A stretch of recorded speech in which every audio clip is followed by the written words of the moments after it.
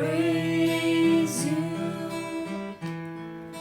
Lift our hearts and sing. We are here to give you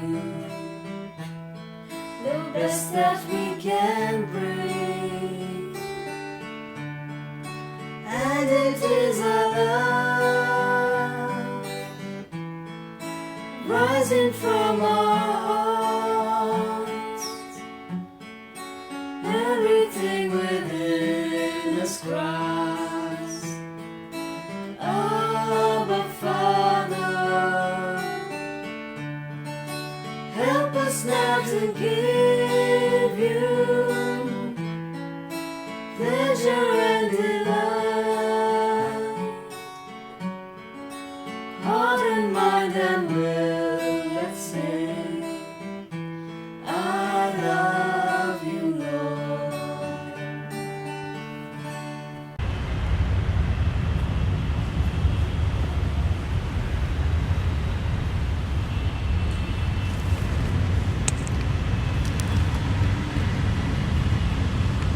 This Mass is offered for the following intentions.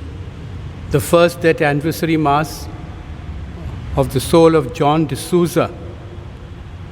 Month's Mind Mass, soul of Irudayaraj Chettiar, soul of Pauline Narona, soul of Joseph Fernandez, soul of Lily Fernandez, soul of Francis Rodrigues, soul of Evaristo Pinto, soul of Melvin Martis, soul of Jacinta Lobo.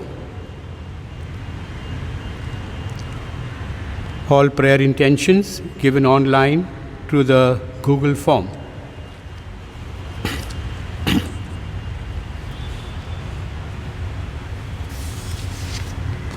In the name of the Father, and of the Son, and of the Holy Spirit, the grace of our Lord Jesus Christ, and the love of God, and the communion of the Holy Spirit be with you all. My dear brothers and sisters, today is the 13th Sunday in Ordinary Time and is celebrated as Laity Sunday in our Archdiocese to appreciate the role played by the non-ordained members of the Church, who are an indispensable part of Christ's body. Let us pray during this Eucharist that we may contribute generously to building the Church through our love and service. And my dear brothers and sisters, we do continue praying for this pandemic that is still raging in our country, and with the extra Delta Plus coming in, causing more troubles and worry, we ask the Lord in a very special way to heal all those who are being attacked by this pandemic. Yes, God is a great healer, as we will see in today's Gospel. He heals every one of us, and He even raises the dead to life. Now we have the assurance that He is in touch with us. To prepare ourselves now for this celebration, we recall to mind our sins. We tell God that we are very sorry.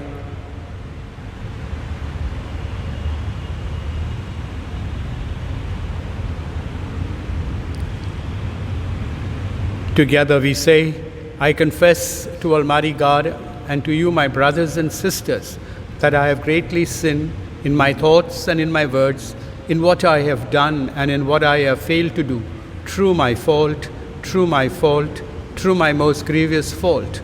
Therefore I ask, Blessed Mary, ever Virgin, all the angels and saints, and you, my brothers and sisters, to pray for me to the Lord our God.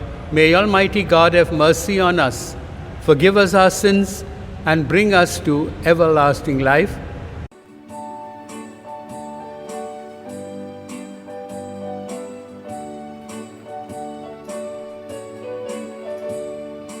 Lord, have mercy on us.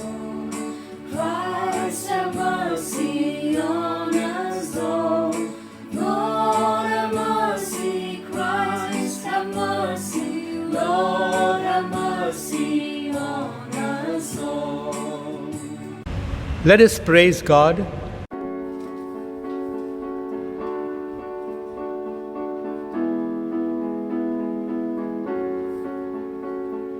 Glory to God in the highest, and on earth peace to people of good will. We praise you, we bless you, we adore you, we glorify you, we give you thanks for your great glory. Lord God, Heavenly King, O God, Almighty Father, Lord Jesus Christ, only begotten Son, Lord God, Lamb of God, Son of the Father, you take away the sins of the world, have mercy on us. You take away the sins of the world, receive our prayer. You are seated at the right hand of the Father, have mercy on us.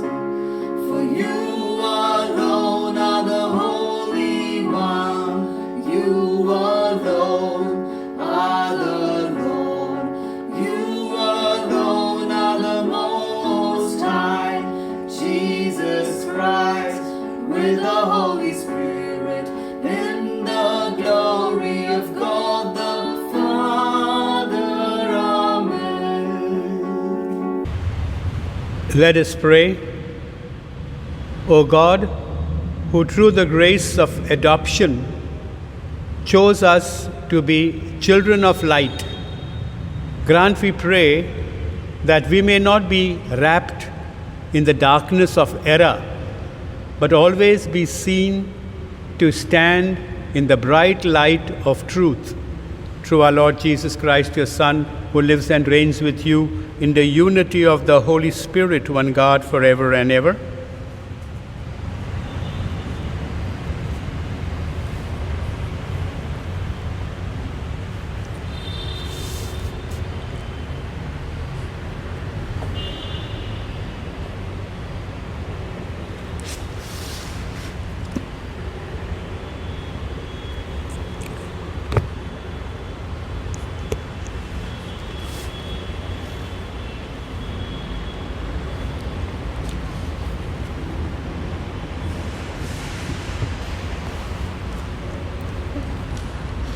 The reading is taken from the book of Wisdom.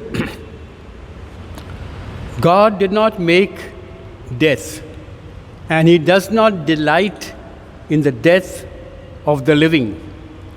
For he created all things that they might exist, and the original and the origins of the world are wholesome, and there is no destructive poison in them, and the dominion of Hades is not on earth, for righteousness is immortal.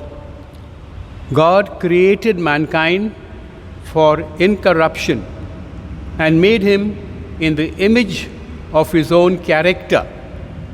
But through the devil's envy, death entered the world, and those who belong to his party experience it. The word of the Lord. Your response is, I will extol you, O Lord, for you have raised me up. Can you repeat? I will extol you, O Lord, for you have raised me up.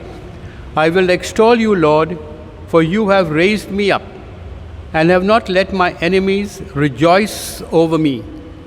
O Lord, you have lifted up my soul from the grave, restored me to life from those who sink into the pit.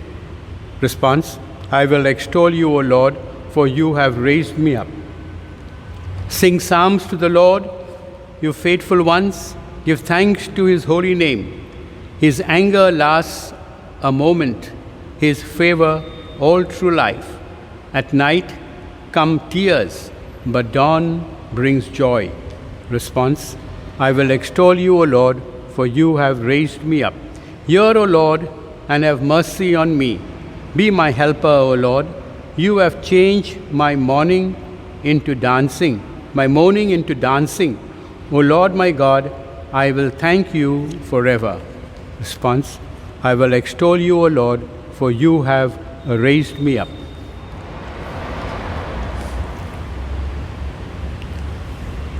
Second reading is taken from the second letter of St. Paul to the Corinthians.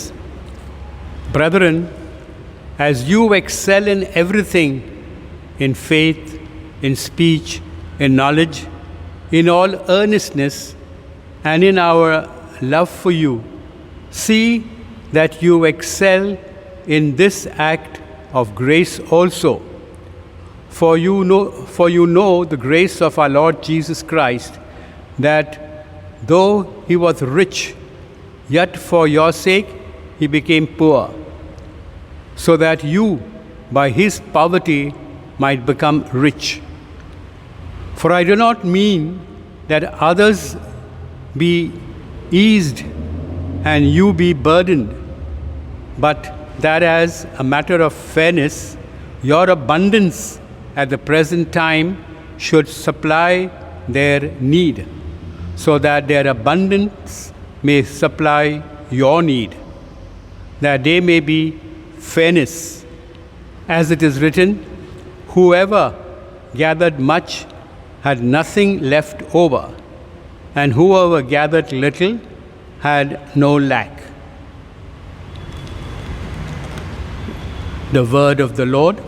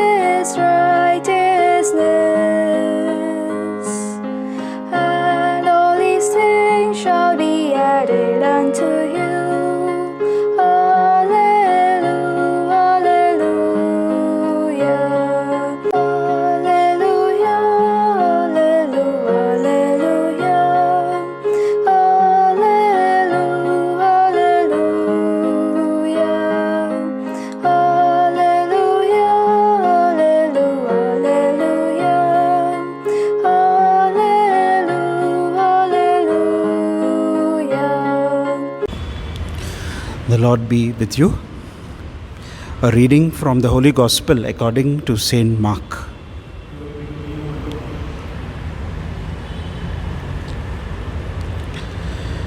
When Jesus had crossed again in the boat to the other side of the Sea of Galilee, a great crowd gathered about him, and he was beside the sea.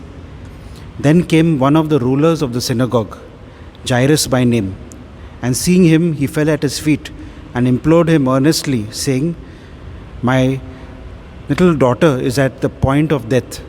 Come and lay your hands on her, so that she may be made well and live." And Jesus went with him, and a great crowd followed him and thronged about him. And there was a woman who had had a discharge of blood for 12 years, and who had suffered much under many doctors, and had spent all that she had, and was no better, but rather grew worse. She had heard the reports about Jesus, and came up behind him in the crowd and touched his garment. For she said, "If I touch even his garments, I will be made well." And immediately the flow of blood dried up, and she felt in her body that she was healed of her illness. And Jesus, perceiving in himself that power had gone out of him, immediately turned about in the crowd and said, "Who touched my garments?" And his disciples said to him, "You see the crowd pressing around you, and yet you say, 'Who touched me?' And he looked around to see who had done it. But the woman, knowing what had happened to her, came in fear and trembling and fell down before him and told him the whole truth. And he said to her, 'Daughter, your faith has made you well. Go in peace and be healed of your illness.' While he was still speaking, there came from the ruler's house someone who said, 'Your daughter is dead. Why trouble the teacher any further?' But overhearing what they said, Jesus said to the ruler of the synagogue, 'Do not fear, only believe.' And he allowed no one to follow him except Peter and James and John, the brother of James. They came to the house of the ruler of the synagogue, and Jesus saw a commotion, people weeping and wailing loudly. And when he had entered, he said to them, 'Why are you making a commotion and weeping? The child is not dead, but sleeping.' And they all laughed at him. But he put them all outside and took the child's father and mother and those who were with him and went in where the child was. Taking her by the hand, he said to her, 'Talitha cum,' which means, 'Little girl, I say to you, arise.' And immediately the girl got up and began walking, for she was 12 years of age. And they were immediately overcome with amazement. And he strictly charged them that no one should know this, and told them to give her something to eat. The Gospel of the Lord. Praise to you, Lord Jesus Christ.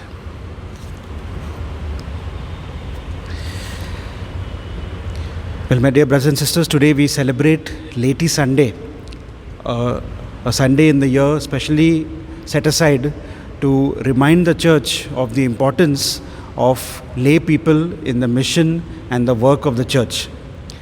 In the New Testament, very often we find St. Paul says that the Church is the body of Christ.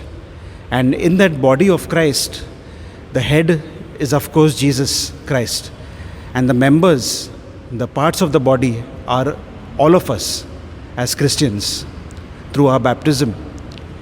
In the Church, because of our baptism, we all receive a share in the priesthood of Christ. There are some who become priests and share in what is called the ministerial priesthood, while the others, everyone else, everyone who is baptized, shares in the common priesthood of Christ. And so that means that everyone, whether you are a priest or a religious or a lay person, all of us in some way share in the priesthood of Christ, share in the mission of Christ, share in the mission of the Church.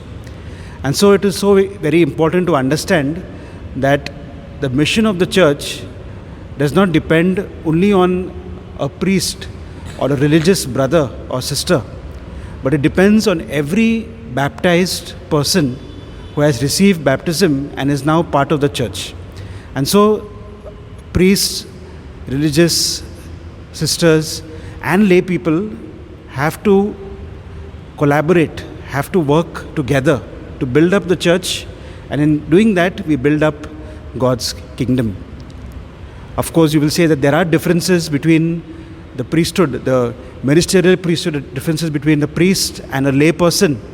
Those differences are not meant to divide us, but they are unique in the way that each of us, the priest and a lay person, has his or her own role to play. And the role that we play has to be complementary. It has to complement the other person. Together, understanding each other, together we have to work to build up God's kingdom. I like to suggest that on this Laity Sunday, as we focus on the readings of today, we try to imitate God in being life-giving. The readings tell us that God prefers life. He prefers to give life. He prefers that we live our life in wholeness and in fruitfulness. And as people who are baptized as Christians, we are also called to be life-giving. And so, as Christians, I would like to ask you to reflect today on the fact on how we should be able to be people who bring peace and not turmoil. people who choose forgiveness and not hatred, those who want to share and not be selfish and possessive. We should be people who are trying to heal and not letting our wounds, our grudges, our wounded relationships just fester. We are called to be people who are striving to deal with social and civic issues for the common good, not wanting just to be a bystander. By doing this, we will be in a way pro-life. We will be life-giving. Our actions will be life-giving. And that is what, as Christians, we are called to do. To be pro-life, not contributing to the culture of death that might exist in the world, but being pro-life. All our thoughts, our words, our actions don't bring people down, but give life. I'd like to ask you to reflect on the readings of today. The first reading from the Book of Wisdom says that God does not prefer death, but God prefers life. He is a God who gives life. And He would prefer that we also are people who are life-giving. And so the reading tells us that God gives life, but when we sin, we undergo what could be called a spiritual death. And so the fact that we sin is that we are going against God. And so God invites us not to go against Him, but to follow His commandments, because each of His commandments are life-giving. The reading tells us that God created man for incorruption and made him in the image of His own character. And so God created us not for death, but to give us life. And so as Christians, we believe that even though we have to all experience physical death, yet our physical death is only a beginning of our life with God. Of course, that depends on the choices that we have made in this life, choosing to be faithful to God, choosing to follow God's commandments. It is then that we will have this promise of being with God in heaven, eternal life. And so God gives us that opportunity, gives us that promise of eternal life. And so we understand from the first reading that God is a God of life, not of death. He wants us to live our lives fully. The healings performed by Jesus are also a sign that God is a God of life. And so every one of the healings that Jesus performs in the Gospels, we are told, are signs of God's love and signs of God wanting to bring life. In the Gospel today, we hear of two such healings. One is, of course, Jairus' daughter, who is brought back to life, and a woman who is healed of a medical condition that she suffered for 12 years. This life-giving grace is given to us by God to bring healing and wholeness into our lives. And that is what we need to pray for by faith. It is by faith that we believe in Jesus. It is by faith that we believe that He has the power to heal us. Especially in the sacraments. The sacraments, in a way, are guarantees that the Church gives us that we will receive God's grace from the sacrament. And God's grace is always life-giving. The second reading shows us a way in which we could imitate God in being life-giving. St. Paul says that Christians are called to share their belongings. In the second reading, he says, your abundance at the present time should supply their need, so that their abundance may also supply your need. And so we need to share with each other, and sharing is a way of giving life. And so we could use this very practical way of being life-giving by not being possessive or selfish, not looking to our own interests, our own good, but looking to the common good of others, and being willing to share, being willing to go out of ourselves. This is one important way in which we could imitate God in being life-giving. And so on Laity Sunday, I'd like to invite each of you to pray especially that every Christian might be able to imitate God in being life-giving, in being wanting to share, in being wanting to share their talents to build up God's kingdom, to build up the parish wherever you may be, or to build up the kingdom of God. And that is a very important role given to priests, of course, religious, of course, they are committed to that, but also lay people. What would a parish be if there was no priest? What would the parish be if there was no lay person involved in the life of the parish? And so the parish, the life of the parish, the effectiveness of parish life depends very much on the priest and on lay people working in collaboration, working together, complementing each other and empowering each other so as to ultimately build up the parish and build up God's kingdom. And so I invite you to say a special prayer today, a prayer of healing, a prayer in which we ask God to bring healing into our lives, to help us to be pro-life. The church has always taught that we need to respect the dignity of life, right from the time of the conception of a child till death of a person. Life has dignity. Every Christian, every Catholic is called to be pro-life, not following the culture of death or hatred or unforgiveness, but bringing life through our thoughts, our words and our actions. That is the sign that we are truly being faithful to God. We are truly contributing to the good of the church and the good of God's kingdom. And so I invite you to spend a few moments now in silence to reflect on the readings of today, to pray for that grace, to imitate God in being life-giving always.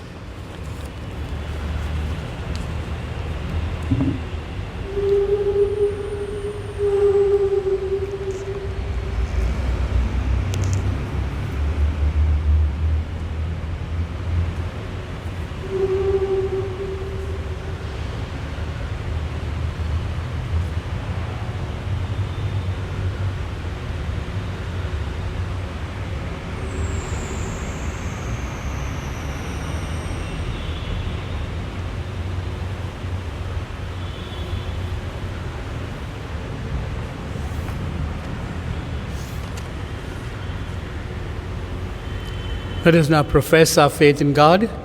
I believe in God, the Father Almighty, creator of heaven and earth, and in Jesus Christ, his only Son, our Lord, who was conceived by the Holy Spirit, born of the Virgin Mary, suffered under Pontius Pilate, was crucified, died, and was buried. He descended into hell. On the third day he rose again from the dead. He ascended into heaven and is seated at the right hand of God, the Father Almighty. From there he will come to judge the living and the dead. I believe in the Holy Spirit, the Holy Catholic Church, the communion of saints, the forgiveness of sins, the resurrection of the body, and life everlasting. Amen. The prayer of the faithful. Heavenly Father, on this Laity Sunday, we offer up our prayers for the needs of the Church. Our response is, Lord of love, hear our prayer. Can we repeat? Lord of love, hear our prayer. That our Pope, bishops, priests, religious, and lay faithful may collaborate together in building domestic churches that live by the values of Christ's teaching. We pray to the Lord, Lord of love, hear our prayer. That the leaders of the world and those in position of authority may bravely stand for truth and justice even in the face of opposition. We pray to the Lord, Lord of love, hear our prayer. That every lay member of our church may recognize their mission of proclaiming the gospel in words and deeds as they strive to be faithful to God and give witness to his love in a broken world. We pray to the Lord, Lord of love, hear our prayer. That the poor and the marginalized may experience God's care and protection through our loving and compassionate outreach. We pray to the Lord, Lord of love, hear our prayer. That families who have suffered due to the coronavirus may be touched by God's healing hand and have their faith strengthened through Jesus Christ, the healer. We pray to the Lord, Lord of love, hear our prayer. That as catechists and children of our parish begin Sunday school, the Holy Spirit may enlighten their minds and open their hearts to a deeper understanding and commitment to our Christian faith. We pray to the Lord. Lord, hear our prayer. That the Lord hear the prayers we make in silence, especially for a good monsoon and protection from irregular weather conditions.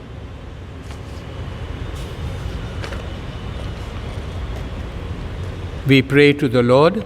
Lord of love, hear our prayer. Let us pray. Thank you, Heavenly Father, for having called us to work for your kingdom and for listening to the prayers we have made through your Son, Jesus, who lives and reigns with you in the unity of the Holy Spirit, God, forever and ever. Amen.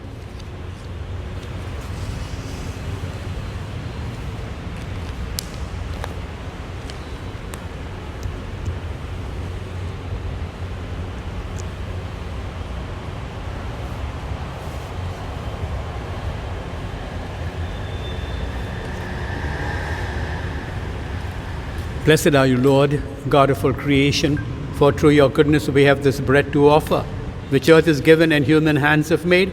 It will become for us the bread of life.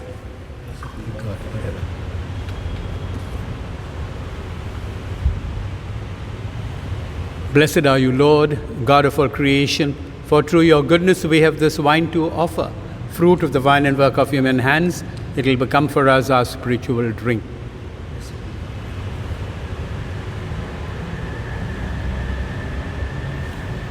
Wash away my iniquity and cleanse me from my sins. Pray, my dear brothers and sisters, that my sacrifice and yours may be acceptable to God the Father Almighty. May the Lord receive the sacrifice from the hand to the praise and glory of his name, to our benefit and that of all his holy church. O God, who graciously accomplish the effects of your mysteries, grant, we pray, that the deeds by which we serve you may be worthy of these sacred signs, through Christ our Lord. The Lord be with you. Lift up your hearts. Let us give thanks to the Lord our God. It is truly right and just, our duty and our salvation, always and everywhere to give you thanks, Lord, Holy Father, Almighty and eternal God, for in you we live and move and have our being. For while in this body we may not experience the daily effects of your care, we not only experience the daily effects of your care, but even now possess the pledge of life eternal. For having received the first fruits of the Spirit, through whom you raised up Jesus from the dead, we hope for an everlasting share in the Paschal mystery. And so with all the angels we praise you, as in joyful celebration we acclaim.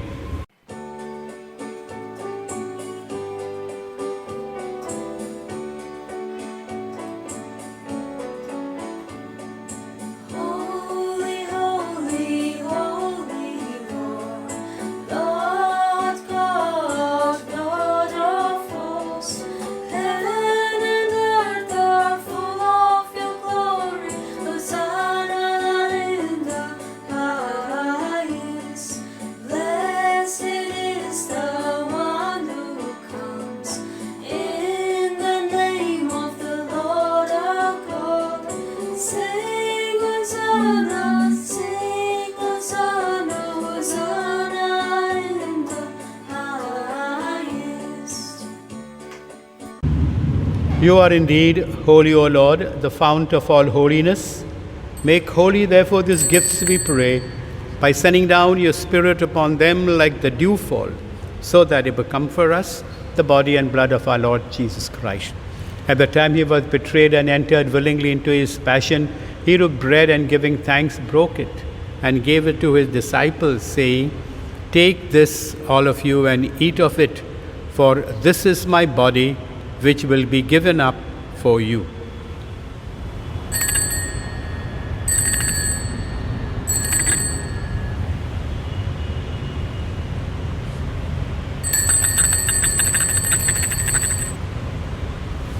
In a similar way, when supper was ended, he took the chalice, and once more giving thanks, he gave it to his disciples, saying, "Take this, all of you, and drink from it, For this is the chalice of my blood, the blood of the new and eternal covenant, which will be poured out for you and for many for the forgiveness of sins.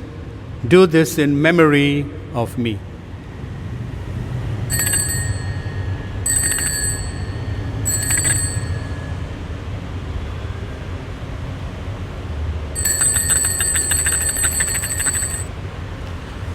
The mystery of faith.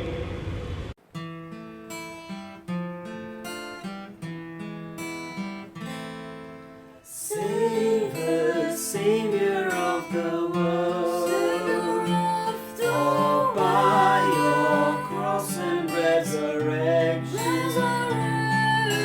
you have set us free. Therefore, as we celebrate the memorial of his death and resurrection, we offer you, Lord, this bread of life and the chalice of salvation, giving thanks that you have held us worthy to be in your presence and minister to you. Humbly we pray that partaking of the body and blood of Christ, we may be gathered into one by the Holy Spirit.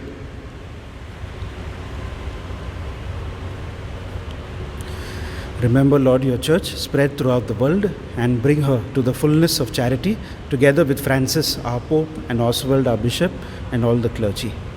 Remember also our brothers and sisters who have fallen asleep in the hope of the resurrection, and all who have died in your mercy. Welcome them into the light of your face. Have mercy on us all, we pray, that with the Blessed Virgin Mary, the Mother of God, Blessed Joseph, her spouse, with the apostles and all the saints who have pleased you throughout the ages, we may merit to be co-heirs to eternal life and may praise and glorify you through your Son, Jesus Christ.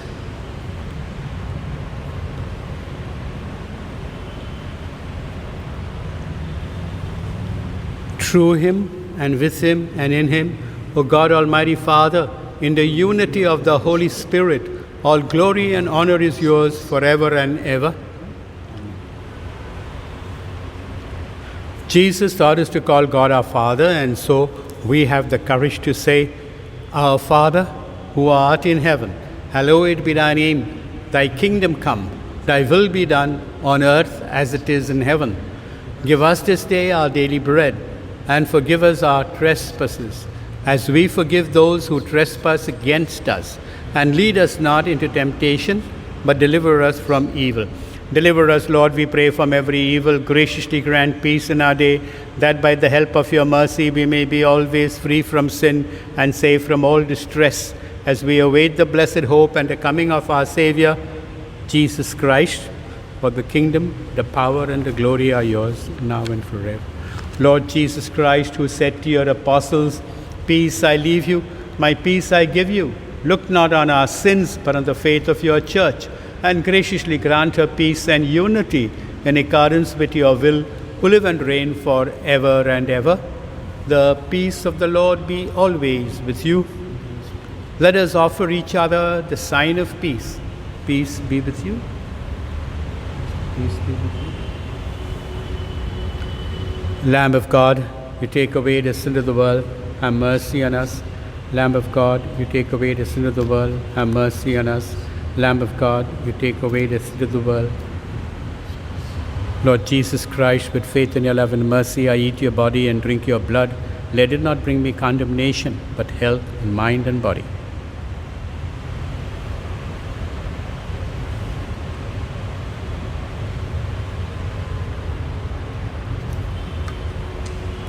Behold the Lamb of God. Behold him who takes away the sins of the world. Blessed are those called to the supper of the Lamb. Lord, I am not worthy that you should enter under my roof. Only say the word, and my soul shall be healed. May the body of Christ bring us to everlasting life.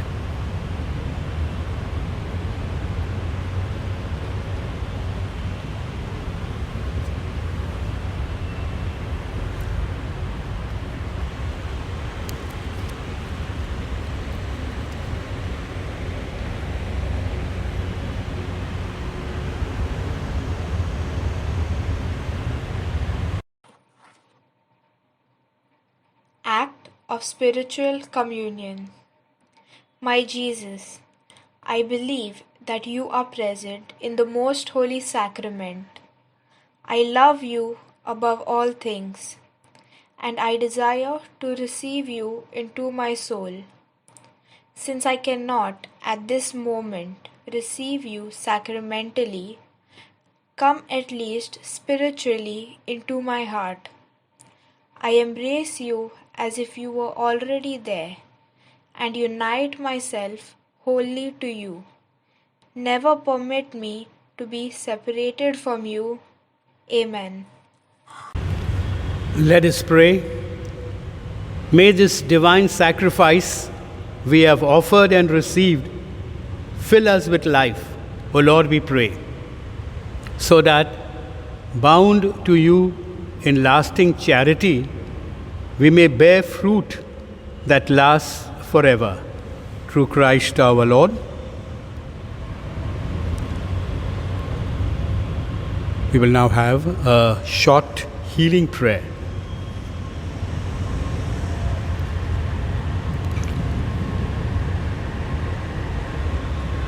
Lord Jesus, healer of our souls and bodies, during your life on earth, you went about doing good, healing every manner of sickness and disease, strengthening, curing, comforting, and consoling.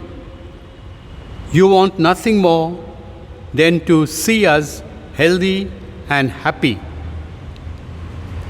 You are the enemy of death and disease, and in and through you, they are overcome and conquered. Lay your healing hands upon us now, so that we may live in your praise untiringly. Amen. The Lord be with you. May the blessing of Almighty God, Father, Son, and Holy Spirit come upon you and remain with you forever. The Mass is ended. Go in peace to love and serve.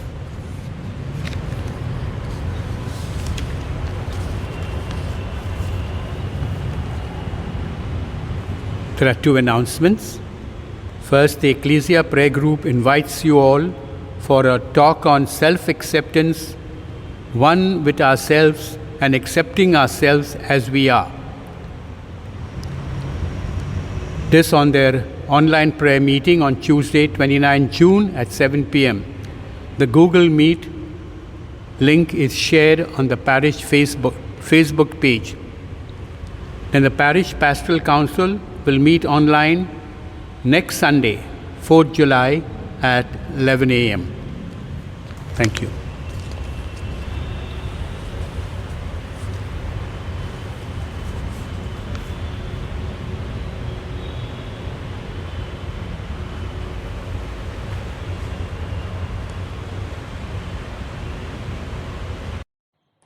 Prayer for relief from the coronavirus. Almighty and merciful God, who show your love to all creation everywhere, hear graciously the prayers we make for all those affected by the coronavirus in various parts of the world. We come before you asking for an efficacious control of the outbreak, for a healing of those affected, for the victims and their families. We thank you for blessing the efforts of our research scientists working on the development of a vaccine. We pray that these vaccines will be effective in combating the virus and its mutants, and in controlling the spread of the pandemic. We pray that the vaccine be available for all our people, even the poor and those in rural areas. We pray for doctors, nurses, and health workers who are in the front line of this battle, that they be kept safe and have the strength and courage to continue their heroic efforts. We pray for the government and health authorities, that they take appropriate steps for the good of the people. We make this prayer through Christ our Lord. Amen.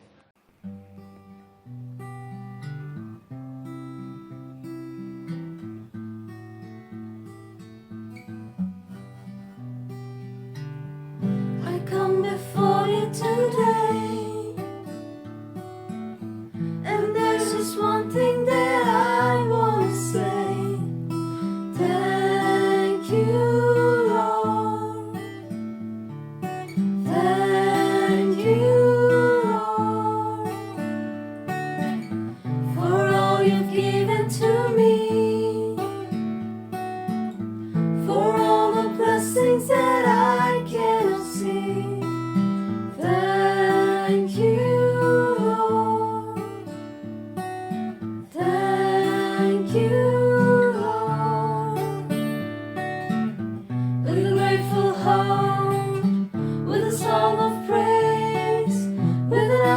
shine.